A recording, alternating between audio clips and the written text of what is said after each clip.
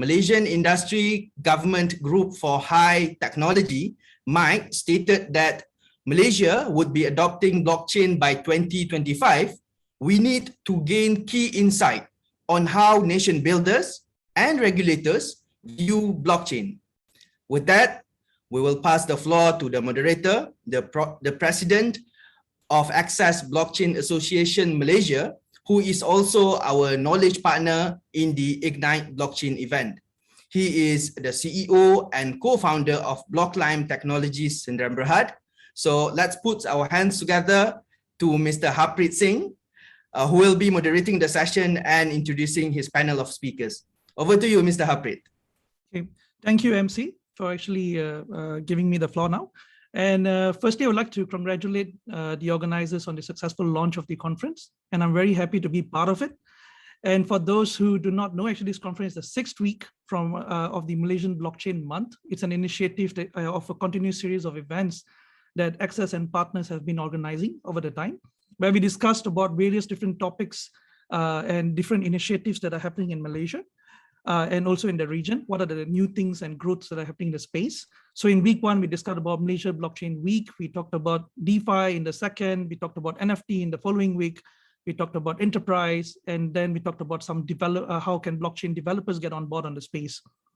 So we had more than about 50,000 views in the last 6 weeks. And now we are coming in the 6th week where we are talking, we're discussing more on how can Malaysia move forward in the Ignite conference. If you notice like how the agenda has been set, in this particular conference, it's actually to discuss about various topics, starting with policy, going into investment, infrastructure, and education side on how can we actually improve these areas and ensure that Malaysia meets those dreams, as has actually been shared in the opening speeches today, on how can Malaysia be driving towards a high growth industry, and at the same time realize its blockchain dream and its blockchain vision, right?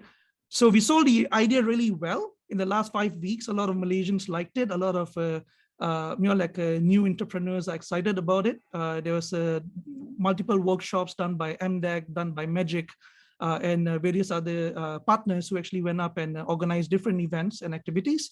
And a lot of them actually got a lot of new entrepreneurs now want to come into the space, right? Who actually want to build new ideas and new concepts in the blockchain space. And from my view, Malaysia, the industry is now standing at the crossroads to write its blockchain journey. Is it of a success, or is it going to be a sorry epitaph of a nation whose innovation is wasted, right? So we are standing at a position where we have to decide what is our stand on blockchain, and is Malaysia a nation that is friendly towards blockchain? Is it, or is it not? That is going to be what we're going to be discussing today with our panelists. With that, I would like to introduce my panelists for today. It's my honor to be among a distinguished lineup of panelists. So I would like to maybe go through, get those panelists to come in and talk a bit about themselves. So first of all, I would like to invite Ms. Farah Jafar, CEO of Labuan IBFC, to maybe come on board and basically tell us more about yourself, about the organization, and what are you really doing in the blockchain space? Thank you, Harpreet. It's lovely to be here today, and congratulations on the launch. Labuan IBFC is a very interesting offering. So I represent the market development arm of the regulator, Labuan Financial Services Authority. And I hope most of you know, or if you don't know, please explore the possibilities in digital services and licenses in Labuan. But we are an extremely DLT and DLT friendly jurisdiction. We understand the needs for the industry. And I could go on clearly because what we offer is parallel. So we feel that in a lot of instances, there is a corporate structuring that's required for a lot of these startups, but there's also licenses that is required depending on the kind of business that you want to execute. So this is what we offer. Okay, thank you. I think I'll next like to invite Mr. Fatah to maybe come on board and introduce himself and what he's doing in the space. Okay, thanks, Harpreet. My name is Fatah Yatib. As per the agenda, I am the chairman of the Standards Committee on Blockchain and Distributed Ledger Technologies. Now, this committee is actually comprising members from industry, government, regulators, NGOs and academia and all that. I happen to be from the private sector. I'm not from the government. Now, Department of Standards Malaysia itself is not a regulator, but it provides, or rather, it has several committees that work mostly closely with ISO and IEC to develop standards relating to across a number of areas, and of course, including IT and blockchain. And this is the kind of thing that we provide, because eventually, because we expect, or rather, we foresee that there is a requirement for interoperability of blockchains across countries, across companies, and all that. So there'll be many blockchains, and the requirement for standardization and all that will be there.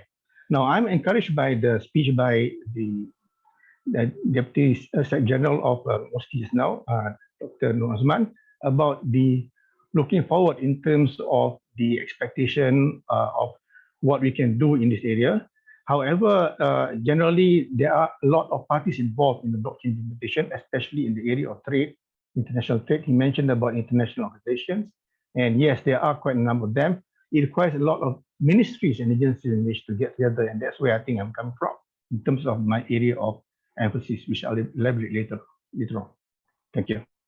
Okay, maybe next I would like to invite Mr. Henry from Fintech Association of Malaysia to introduce himself and what he's doing in the space.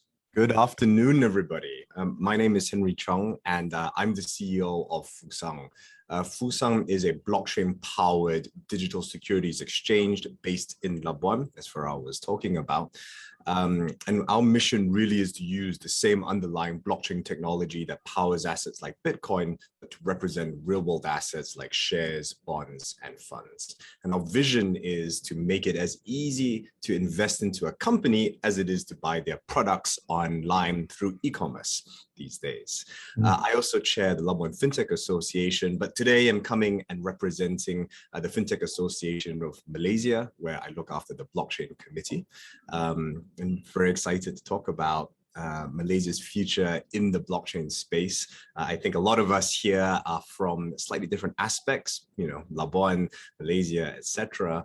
But to me, the one benefit of digital technology and blockchain technology, that jurisdictional boundaries will start to dissolve. And I think that this is a prime opportunity for Malaysia to really grab onto that and leap forward into the future of financial technology. Thank you, Henry. And next, I would like to invite Peter Pan Chi Siong. Yeah, the name does sound like a superhero, so I would like to get the next person to talk more about himself. Yeah. Hello, good afternoon, everyone. Hi, I'm Peter, and I'm currently the General Manager at TPM, responsible for the technology incubation and commercialization and also technopreneur development. We are in the process of merger with Magic, so things are a bit crazy right now, a bit like blockchain at the same time, two organizations merging together. But we are very committed to the blockchain community, as well as to making sure that the blockchain technology, the startups and so on, continue to thrive here in Malaysia. Blockchain, as you may already know, is one of the 10 technology drivers in the 10 by 10 STIE. So obviously it is in our mandate to make sure that blockchain continue to thrive here in Malaysia, and part of our initiative moving forward to engage all of you a lot closer. We have done that in the past, but I think PCA agency that we are going to become, our role will become even more engaged and deeper in this technology, which in our opinion is extremely critical to the digitization and also all the digital initiatives in Malaysia, as well as making sure that Malaysia continue to innovate moving forward. Yeah, thank you. Thank you, dear panelists, for actually introducing yourselves. So I would like to start with maybe addressing the question of this panel itself. Is Malaysia a blockchain-friendly nation? Maybe I would like to go through each of the panelists and maybe, maybe just answer yes or no, and maybe elaborate why do you feel that way. I'll start with Ms. Farah, of course, so you can go through and say what's your take on this. No, but can be. Awesome. Do you want to elaborate? Oh, am I allowed? Yeah, sure. Yes, of course you're allowed. Okay, no, happy to elaborate. I mean, I think there is an understanding, obviously, at the government level vis-a-vis the potential of blockchain. I mean, I'll be the first to admit, being in financial services all my life, the idea of blockchain, we thought that was fintech. that is how people understand blockchain when they start coming into into this space, because it's just an easier thing. It's what you hear first, and then you start to understand it a little bit better. Then you realize, no, it's an entirely new system of how you do things. And I think, to be honest with you, the government should look at the success with MySejahtera and the stuff they're doing with PIC vis-a-vis COVID, to really push out the message vis-a-vis DLT, how it works, how it will benefit, how it will crunch systems and times and costs, and so that the man on the street will understand it and will push for adoption. Okay, I do agree, and with some of the takes, maybe we'll discuss more about that later. Mr. Fatah, you'll go next. So the simple answer is no, but the longer answer would be it's not visible enough. I think, as I mentioned earlier, the encouragement that I have is from the speech by the TKSU of Musti about going ahead and getting people together, because blockchain itself requires inter-party kind of working together and all that. It's not a single party, single organization kind of issue. And that is not visible, especially in the government agencies area. There are a number of parties, and I keep on quoting the area that I say about trade facilitation, whereby there are papers from the World Trade Organization, World Customs Organization, United Nations, and European Parliament has made resolution on blockchain for trade. Resolution on that. So at that level, you can see the way they're positioned in terms of how they see blockchain for that particular area and all that.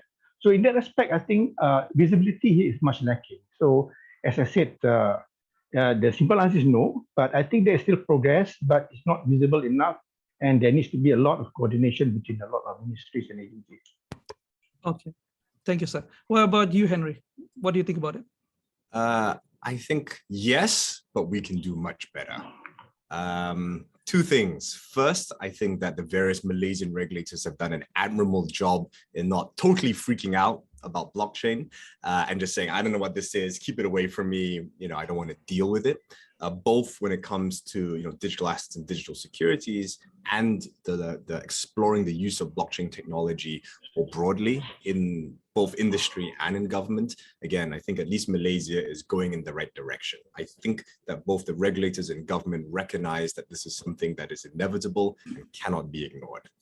I also think that certainly when it comes to Bank Negara and Securities Commission and the Labuan Financial Services Authority, for example, they all have the right idea in terms of looking at when it comes to digital assets and securities, the underlying functional form, and saying, look, if something is a digital security, we should treat it the same as a traditional security, that we shouldn't freak out just because of the technology. And I can say that this is a downside better than a lot of other countries that are still in that freaking out mode.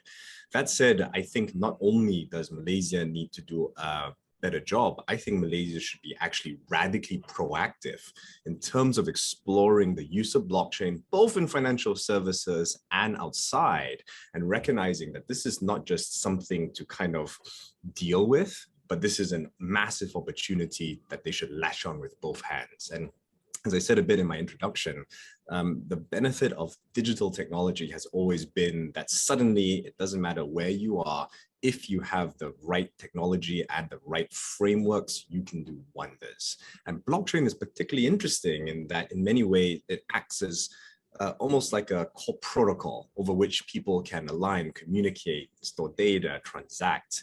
And the question, even though these things are digital, these protocols will still need to be based in countries. They will still need to operate from countries. So I think that actually the we can do better part is Malaysia should say, not just how do I kind of hold on and weather the tide, but how do we make this central to our thinking of how we want to bring forward government, industry, and finance. Awesome, thanks. How about you, Peter? What do you think about it? My answer will be not yet, but and because soon it will be, I believe. I think the end of the day, we need to have greater awareness, and then also working together very closely with the policymakers and the regulators. I think the absence of a regulatory sandbox for this particular matter is something that we need to work on. Hopefully, with all of you, because at the end of the day, when we don't know what we don't know, and there's the fear tends to set in. However, through awareness and also a platform for everyone to sit down together, understand technology, experiment, and then in the controlled environment, able to come up with solutions. I believe that will be the mode, going forward. Without which, I think it's going to be slow, I would say, and also challenging at the same time. We have to put our energies together. Yeah. Yeah, I would like to address a bit of my viewpoint on this question as well. So I have been long enough in the space to go from a no to a yes. So, if you look into back in 2016, 2017, it was totally a mess in the space. Like everybody, when I talk about blockchain, everybody's like, what's blockchain, right? So that was the era. And then when you go into, talking to a lot of government agencies, we just knew it was hopeless, nothing is going to happen here. And basically they're just going to keep you in that loop of discussion and nothing is going to be. So there's a lot of talk, there's no actions. There's been done in Malaysia for a very long time. But where I see hope is not in the government. I think there's reason Mr. Fatah keep quoting that he's not from the government every time. Yeah. So there are reasons, behind that, of course, behind the statement. But if you see the industry, right? If you see the people, if you see the entrepreneurs, you see the overall ecosystem, that is something that I'm hopeful about. There's reason why I went out to many different countries, even considering exiting Malaysia multiple times and setting up somewhere else. But I decided to still stay back here. And, even a lot of foreign companies decided to come here, right? We have Germans, Japanese, Chinese, many different, people from different nationalities are trying to come and base here. And there's reasons for it. One is the ecosystem. We have a really good ecosystem. We have a really, a friendly and open ecosystem of entrepreneurs and companies and, even open to discussion, right? So you might be, wondering why the topic of today's session is also like the regulators' point of view, but where are the regulators today on the panel? So I mean, we only have Ms. Farah, the brave lady who's on the session, but generally every time you call the regulators for an open discussion on blockchain, it tends to run away. So that is usually the case. So that's the reason I said there was a no on the regulation side, on the government side. There's still a lot of work to be done. There's still a lot of open discussion to be had. But there's huge potential in the industry. There's huge potential in terms of where the industry is going towards and where we can bring this forward as well. But going with that, there's actually at the moment, in the mass population of Malaysia, there's still a lot of unclarity. There's a lot of confusion about what is the nation stand on blockchain? Is cryptocurrency allowed or is it banned? Is blockchain going to happen or is something that we should ignore, right? Am I going to get arrested for it? That kind of questions are still emerging in the space if you really look out there, right? So whenever even we host session with government agencies talking about promoting blockchain, you can see comments of people coming in and said, hey, crypto is banned, right? I just heard a newspaper yesterday, somebody got arrested for mining, right? So questions like this are still emerging in the space. So we might be doing a poor job in terms of letting people know, hey, you can do things here. Hey, you can build your ideas, your innovations, your new technology here in Malaysia. So with that, I think I'd like to ask the panelists, it's an open-ended question. People can feel free to answer. Where are we lacking, right? What should we be doing more to spread the awareness out there? Yeah, maybe you can. I think, Harpreet, can I say something? Sure, ma'am. When you look at DLT, you're not looking at, you're looking at a completely different way of doing things. It's not going to need one agency, and Malaysia is very good at having lots of different agencies. Blockchain is not going to be able to be adopted, understood, executed in Malaysia unless it's done holistically, because it is a thread that forms the entire system of everything.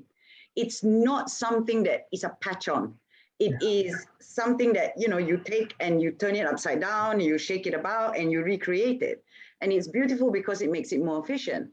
And it dissolves borders and it's fantastic, but it's going to take a holistic approach. It's going to take a holistic approach. And I think that is the approach. So that's number one, what I think. Number two is the communication element. So that's why I go back to the earlier point about Malaysia Jatra. If the people of Malaysia are demanding blockchain, we are going to get blockchain. And the only way you are able to demand blockchain is if you understand it. And the best way to understand it is a POC. And if you take Malaysia Jatra as a POC and explain it in that manner as a case study, then people will start understanding it, adopting it, and starting to feel how they can benefit from it.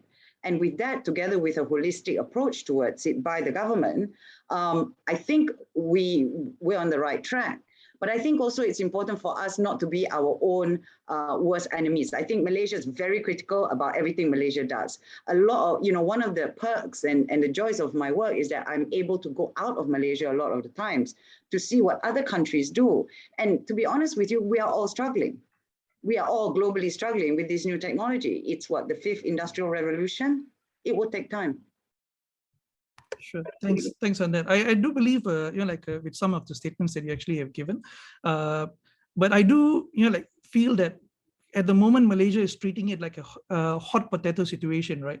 Where each of those agencies are just shifting it around to the next agency. And basically it's more kind of an orphan child of technology in the space where you don't have a strong leadership from any agency saying that, hey, this is my game and this is what I'm going to do, right? So I think if, let's say, we can stop passing it around and say, this is what we're going to do, this is going to be our initiatives, and these are the area of focus, because blockchain is wide area, right? It's a huge area. If you look into, everything from supply chain, fintech, insurance, you can be in many different areas. So I think even if each agencies or each of those, industry leaders pick up one area and say, this is what I'm going to champion, Malaysia would have been way far ahead. But the issue is that everybody said that this is not my thing. I'm going to do big data, right? Because I can get a vendor to actually supply me the trainings, and I got a vendor who's going to provide me the technology. So we're waiting for that vendor of blockchain to come in tomorrow to provide us, but not build our own industries, right? So that's what I see it from this perspective. But is there any other panelists who would like to share more on this?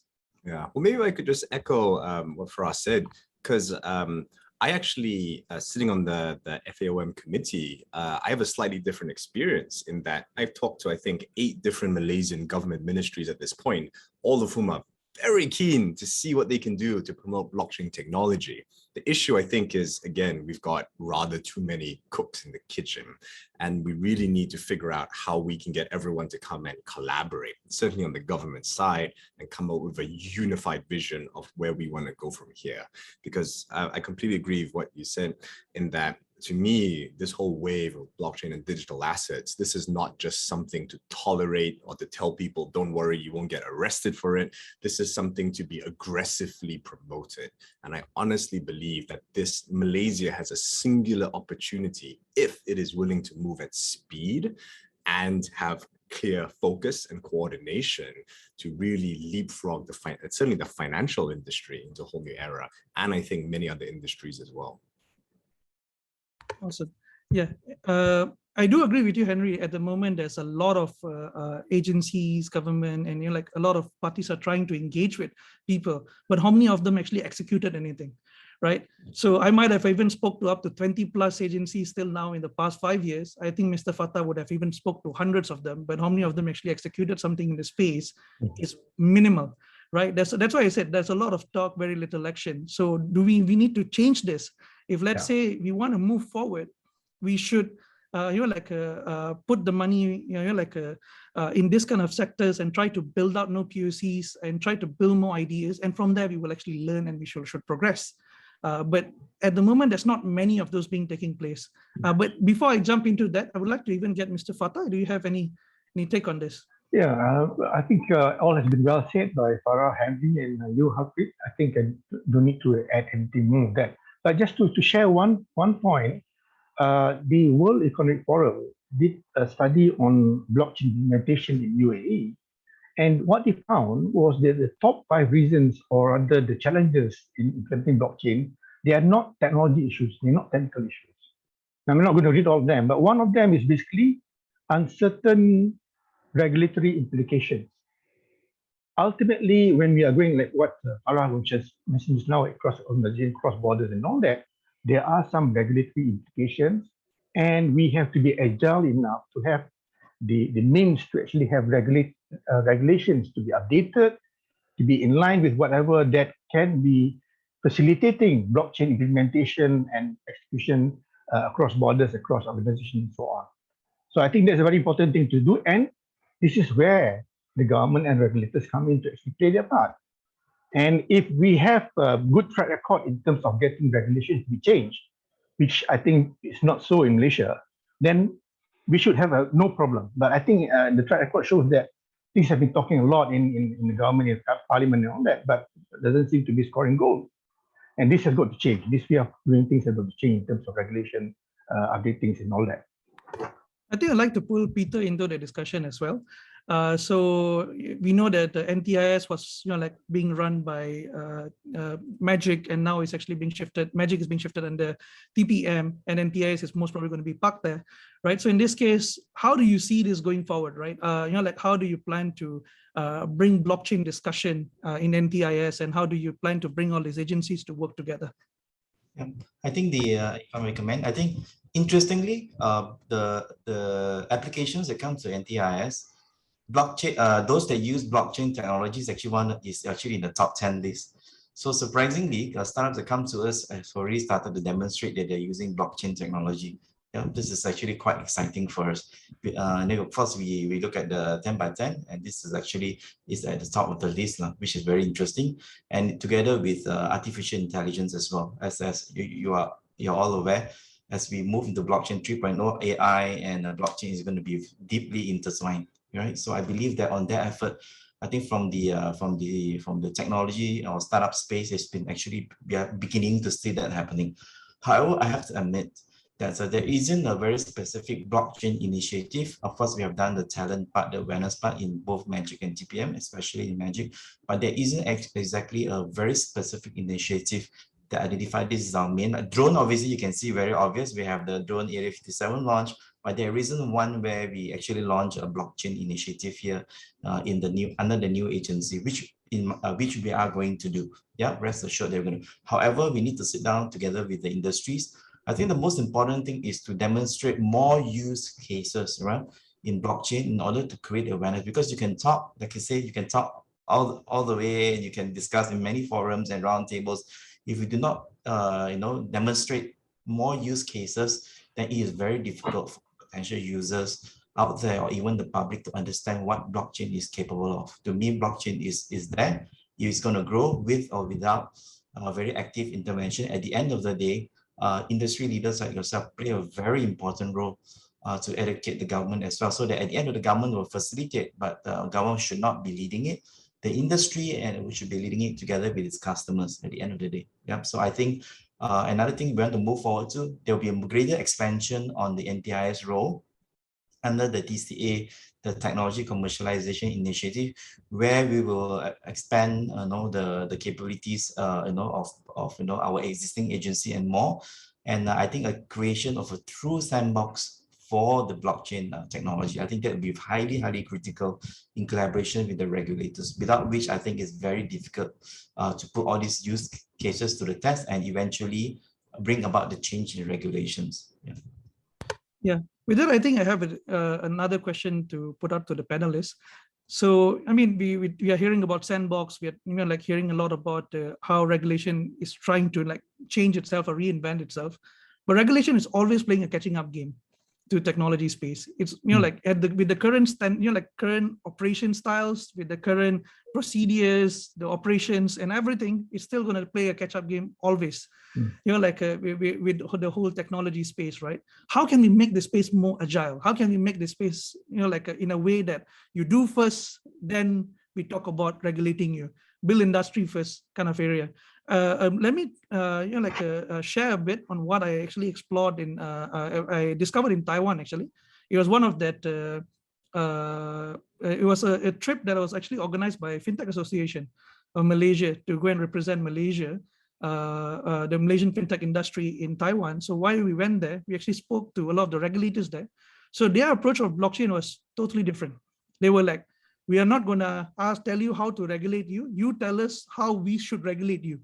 Because they know we are not expert of these domains. We need to make sure that the AML, ATF stuff is being measured out, to ensure that the KYCs are being done, the identities and data privacy is being managed. This is my concerns. You come and tell me how do you make sure that how you're going to make sure all of this is being checked, right? So I seen from that perspective, it actually speeded up quite a lot of those use cases coming and applying. Yeah. Because in that case, the regulator don't have to be a domain expert in 100 different areas. They just have to focus on coming and making sure that those conditions are being met. But when we talk to the Malaysian regulators, they say, oh, we'll think about it. So that was the last discussion that we had over there, right? So with that, I would like to maybe ask the panel, is there any other ways, like where we can actually introduce more agility towards regulation here in Malaysia? Yeah. Anybody would like to take it? Well, that's a tough question, but looking from another angle, I hope at least the regulators and people in the legal fraternity and the judges and so on realize, or rather understand, that there have been cases, at least one that I know, in China in 2018, where blockchain is used as evidence in basically a civil suit between two parties. Yeah. Now that requires the judges and also the lawyers to understand what blockchain is. So the level of thinking is different. They are at that level in 2018 and before that as well.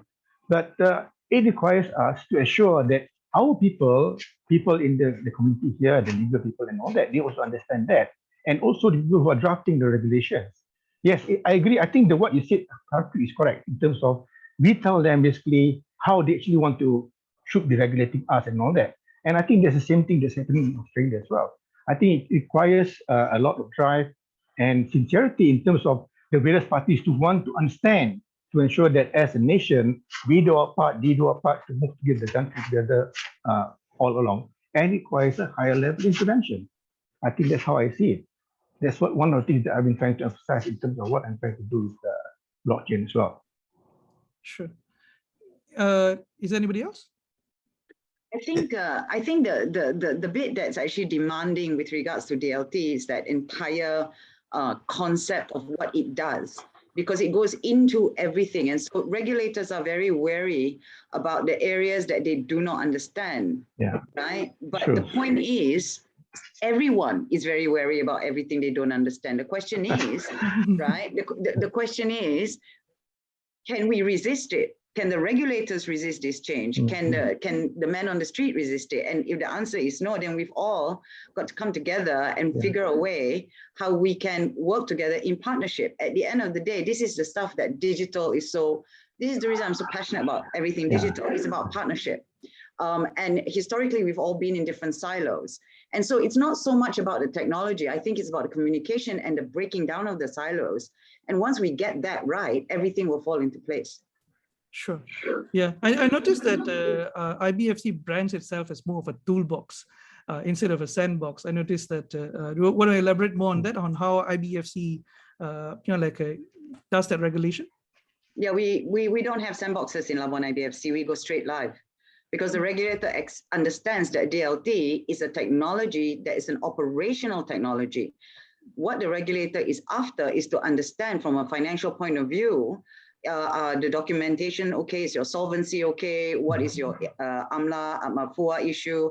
Once that is done, how you run your business, right, is up to you. But we will go in and check that everything is running properly as much as we can. Now, I must caveat it, right, in the sense that as a wholesale intermediation center, we only deal with qualified investors. I do not envy the onshore regulators because they deal with retailers. When you deal with retailers, the duty of care is much higher. So for them, it's a different kettle of fish, right? For us, it's much easier in that sense. So that's my caveat, but yes, everything goes live in Labuan. No sandboxing. Awesome. Yeah, so maybe I'll move towards a different side of this discussion. Mr. Fatah, at the moment, I'm part of the committee as well with Mr. Fatah, who's building up the standards. And at the moment, we are focusing a lot on international standards and just getting all those a lot of those international standards right. But is it time for us to start building our Malaysian standards? Right, we can see multiple government agencies are going into building their own blockchain protocols, their own technology. Everybody's now rushing to build one. But is it time we start building standards for governance on how the infrastructure should be working on interoperability, compliance for a lot of these government-led blockchain use cases? Because they're going to be coming a time where these use cases will be another set of silos, which won't operate and we'll have the same problem again. I would strongly encourage if there are initiatives locally to actually develop our own standards. But bear in mind, eventually we have to interoperate with blockchains in other countries, and thereby this is where the international scenario comes in, and we have to take note of that. I really encourage that, honestly. Yeah. At the moment, I have a fear that we won't even interoperate between our agencies in the next few years, the way we are going. That's true. Right? So in this case, there's going to be, I think GSM should actually go in and see if there can be some sort of standards that we actually can lay up, and maybe Mampu can do some infrastructure, like standardization on how, to ensure that 10 years down the road, when we have like maybe 15 use cases running or 20 use cases running, they are all talking to each other. We're not building another problem that we have today, and then we talk about open API 20 years later. So that's the perspective. So maybe I'll go next to Henry. What role does Forum plan to play in the blockchain space, right? So I think previously it was more focused on fintech, but it's now slowly started to go more in detail in different technologies. What role does it want to play in blockchain space, especially? Absolutely. Look, I mean, the FAOM, right? The Fintech Association of Malaysia obviously is focused around fintech, but blockchain is becoming an increasingly large part of that. Not just when it comes to digital assets, right? Blockchain-based assets, but more generally, as you said, I think people recognize that blockchain technology is uniquely suited to financial transactions where I need to coordinate multiple parties in a trustless way. How do I get all of these people to sync? And I think you're 100% right in that in order to get all of these people synced and talking to each other, we need to at some level agree on a standard, right? The analogy I think of is if you look at the internet, quite frankly, it's a large part of luck that we all use the same internet routing protocols. Even not that many years ago, I remember when everyone was trying to switch to HTML5, have you ever read about that? People were saying, how on earth are you gonna get the whole world to shift? And it's only because Google, Facebook, Apple all said, we will support this. And if you don't have a HTML5 website, we will deprioritize it in search rankings, etc. And then boom, the whole world shifted. But I think that blockchain technology will face the exact same issue of how do we get everyone on the same page? And I do think that, yes, it does at some level start with government and regulators. How do we not only make sure that we sync among standards within our country, how do we also make sure that those standards work with other countries? No point if all we can do is sit and talk to ourselves, right? We need to make sure that this works internationally. And as I said, my message to government and regulators, if they hear this isn't just something that you need to find the solution for now. It's something that needs to be aggressively looked at as a massive opportunity set. Because if you can get those standards in place and you can promote these internationally and get other people to come and adopt your standards, that will be of massive benefit to the country in the years to come. I do agree with that. Sadly, we don't have a lot of time. I would actually like this conversation to keep on going. I can, it's a very exciting discussion. But I do agree with what Henry has just mentioned, but it totally depends on the appetite of the, leadership, right? And as I said, there's lacking of leadership, and we do not know, a lot of people do not have the appetite to actually lead this as well. So, and also at the same time, appetite for innovation itself. So policies can either be restrictive or can be permissive, leaning far either end of the spectrum, you can yield a lot of negative results. Right? So if you're too permissive, you will have problems. You have too restrictive, you will also basically just kill the industry. And at this time, I think Malaysia have to find a balance on where it plans to stand and where it actually, and basically at the same time, we require the right leadership and the right set of policies to encourage the industry, because the encourage, even without policy making, is already growing, right? So now it's just, you just have to give it the right incentive models, the right policies to ensure keep on encouraging it to grow, facilitate it to move further, and at the same time ensure there's the guardrails that if anything goes wrong, we already have all these things in place to ensure that there's no, to just manage that risk, to ensure there's no negative blowback from the growth of the industry, right?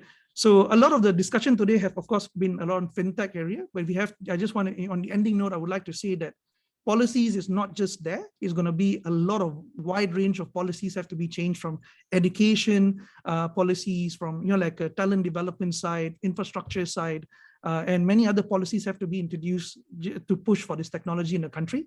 But of course, we have to start with a lot of these monetary policies and financial policies to push for the first phase where we can actually encourage more investment in the country. With that, I think I would like to pass back to the MC. Do we have a Q&A session?